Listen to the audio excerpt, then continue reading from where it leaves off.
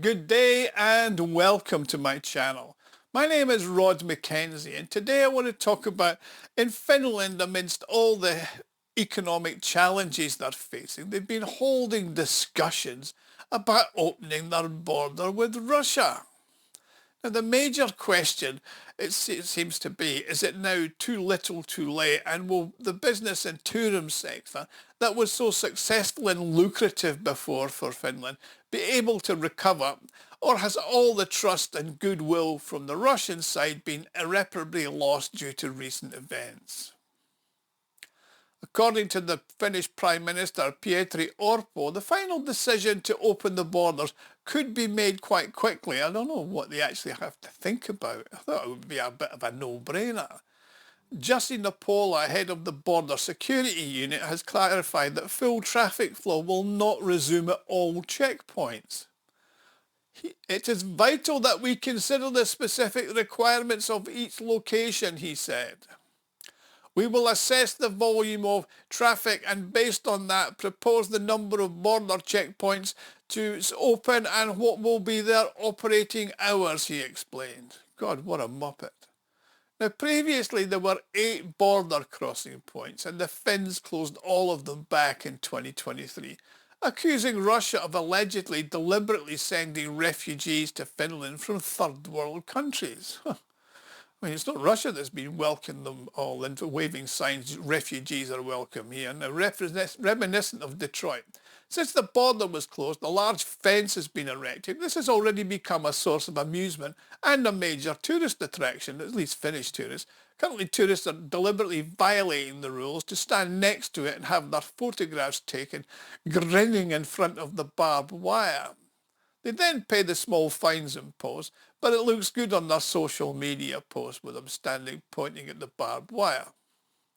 However, these small fines and small measures do not address the huge losses that the customs services are using due to the disruption in trade relations between Finland. It was a country that one of the largest trading partners, which with Russia, and Finland benefited the most from the relationship. I mean, to put things in perspective, in 2019, the year prior to the pandemic, 8 million Russians entered Finland, and prior to the closure of the border by the Finns, the flow was reduced by 5 times to 1.5 million, but still the largest country number of tourists to Finland.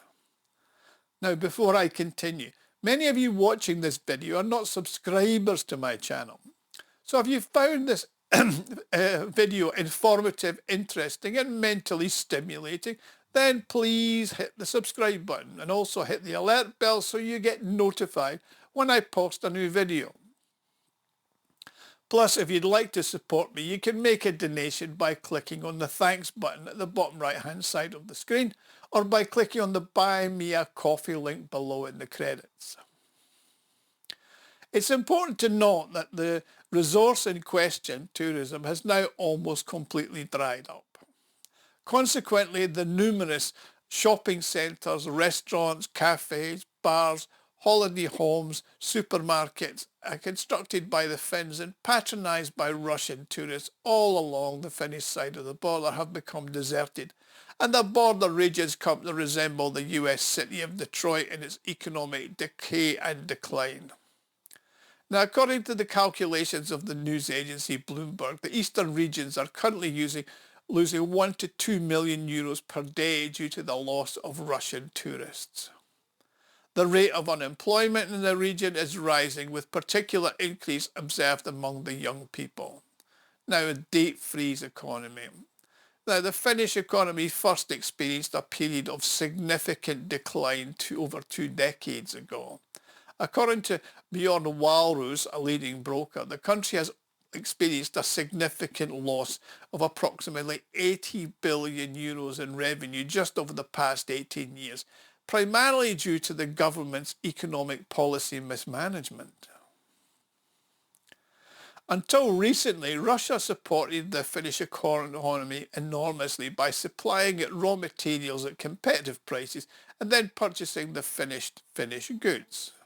Now, it's now evident that Finnish factories are currently inactive, and if they try to open, all the necessary materials they used to buy from Russia must now be procured elsewhere at significantly elevated prices. The International Monetary Fund is now insisting on a stringent budget measures from Helsinki, but instead of listening to the IMF and doing that, there's been a substantial increase in military spending.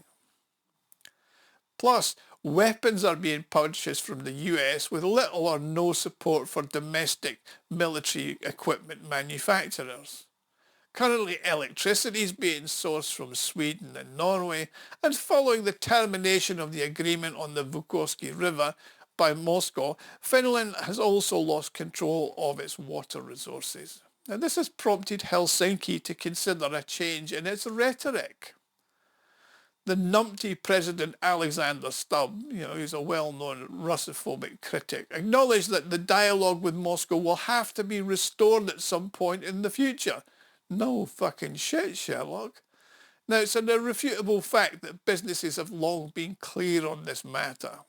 I mean, the Finnish politician Amanda Meima has called on the European Union to cease its increased armament activities and streamline its visa regulations for Russia citizens, citing financial interests of the Finns.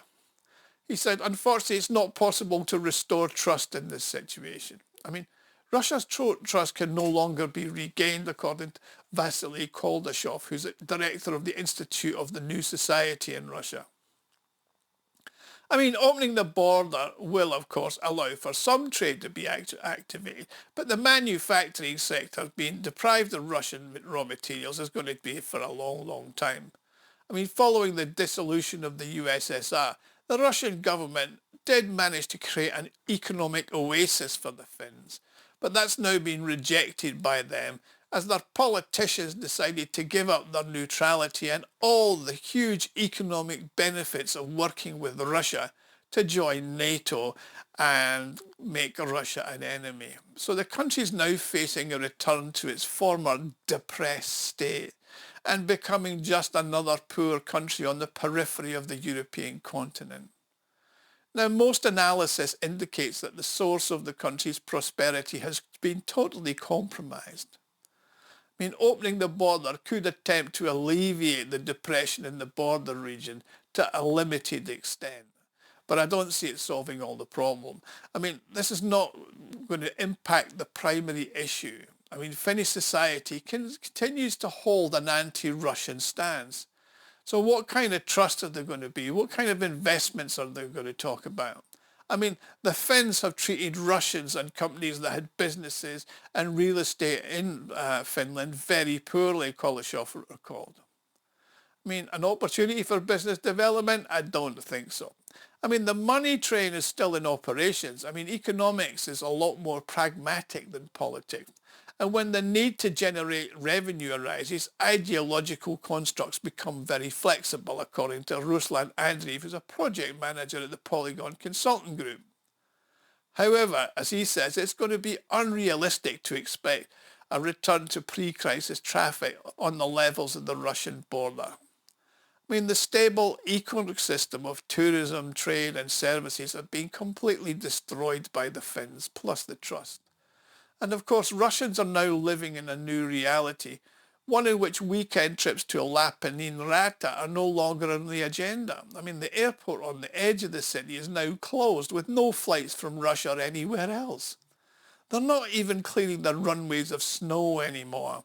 And the only thing open at the airport, apart from the car park, is the restaurant there, which opens 3 hours every day and offers, what I understand, is a reasonably good buffet lunch for €12.